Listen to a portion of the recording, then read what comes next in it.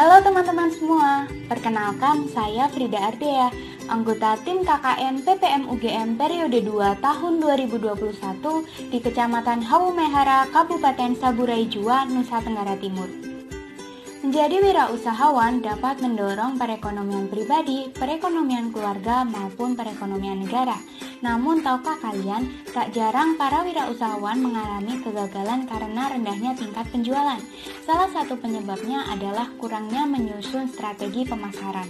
Oleh karena itu, hari ini saya ingin berbagi materi terkait kiat-kiat pemasaran produk lokal. Yuk, simak materinya ya!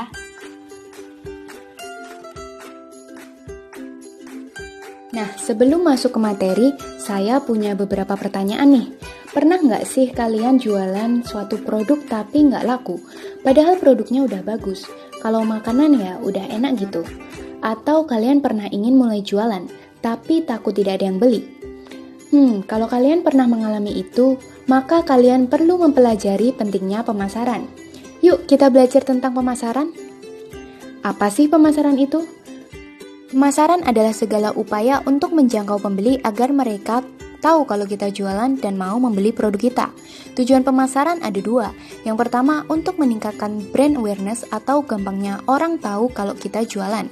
Setelah mereka tahu, tujuan pemasaran yang kedua adalah membuat mereka mau membeli produk kita.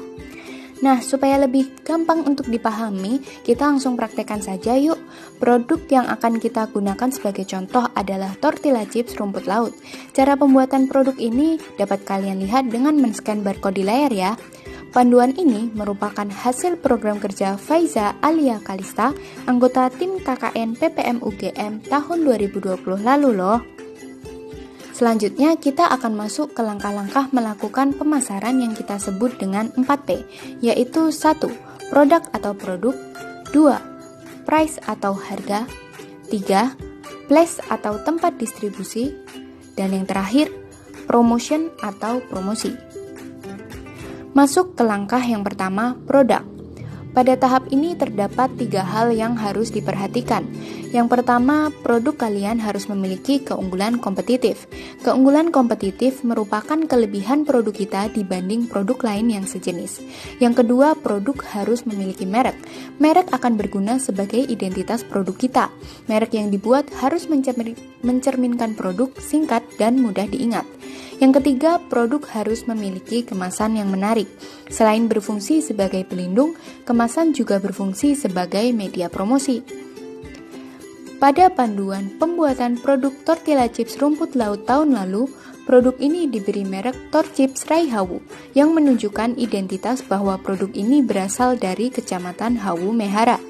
Selain itu, desain kemasan yang dibuat oleh Roshinta Nabela, anggota tim KKN PPM UGM tahun 2020, memiliki warna yang menunjukkan identitas bahwa Torchips ini dibuat dengan bahan campuran rumput laut. Selanjutnya, Torchips Raihawu memiliki beberapa keunggulan kompetitif. Yang pertama, memiliki rasa yang lebih gurih karena ada tambahan rasa alami dari rumput laut. Yang kedua, memiliki gizi yang lebih tinggi berupa serat dan protein. Yang ketiga, produk ini dibuat dengan rumput laut yang merupakan bahan komoditas daerah. Langkah yang kedua adalah place.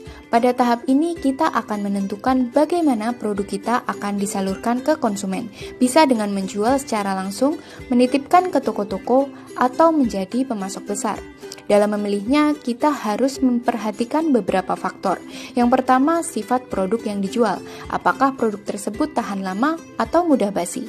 Yang kedua, kita perlu mengetahui modal yang tersedia agar dapat mencukupi kebutuhan biaya penyaluran produk kepada pembeli. Yang ketiga, kita juga perlu memperhatikan lokasi penjualan yang ingin kita tuju. Yuk langsung kita praktikkan pada produk Torchips Raihawu. Torchips Raihawu merupakan produk makanan ringan dan kering yang tahan lama.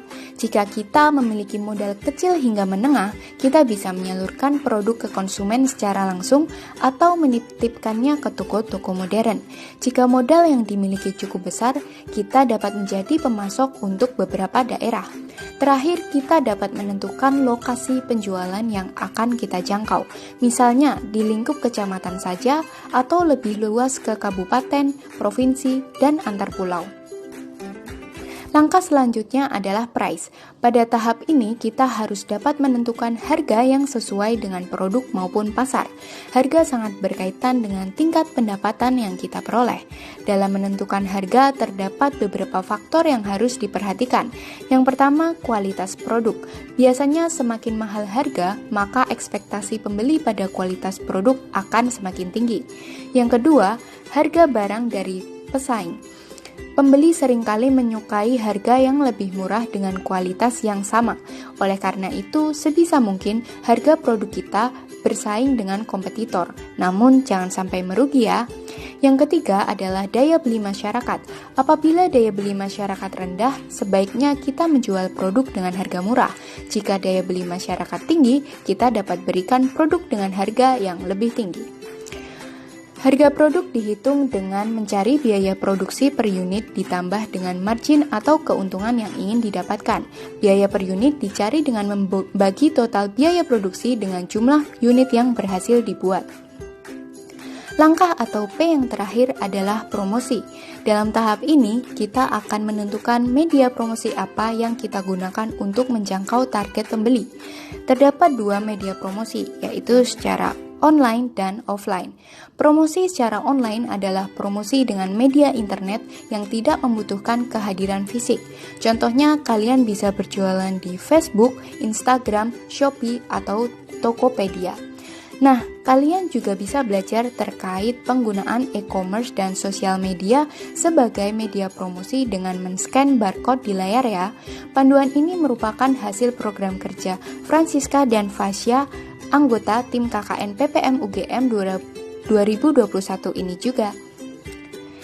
Kemudian, promosi offline adalah promosi yang dilakukan dengan cara menjangkau masyarakat secara langsung, bisa dari pintu ke pintu, menggunakan flyer, atau iklan di media cetak.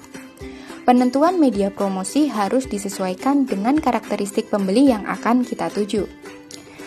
Pada produk Chips Rai Hawu, target pembelinya adalah universal, atau setiap orang dengan variasi umur dan gender yang beragam bisa menikmatinya, mulai dari bapak-bapak, ibu-ibu, anak-anak, maupun remaja. Namun kita dapat mengecilkan target pembeli agar lebih mudah dibaca karakteristiknya. Kita spesifikkan target pembeli adalah anak-anak, remaja, hingga usia dewasa awal yang biasanya lebih suka jajan. Nah, mereka kebanyakan telah memiliki smartphone dan sosial media. Oleh karena itu, media promosi online dapat dipilih karena sesuai dengan karakteristik target pembeli kita. Bagaimana? Mudah kan melakukan pemasaran itu? Dengan memperhatikan 4P, produk kita akan menunjukkan keunggulan kompetitif yang lebih bersaing dengan produk kompetitor. Selain itu, pemilihan media promosi dan saluran distribusi yang sesuai dengan target pembeli dapat membuat produk kita lebih dikenal oleh masyarakat dan tentunya meningkatkan penjualan. Jadi, yuk susun strategi pemasaranmu dengan memperhatikan aspek 4P ya. Sekian materi kiat-kiat pemasaran produk lokal yang dapat saya sampaikan. Semoga dapat bermanfaat bagi kalian semua ya. Jangan lupa untuk selalu melakukan protokol kesehatan 3M, memakai masker, mencuci tangan, dan menjaga jarak di setiap aktivitasmu. Sampai jumpa!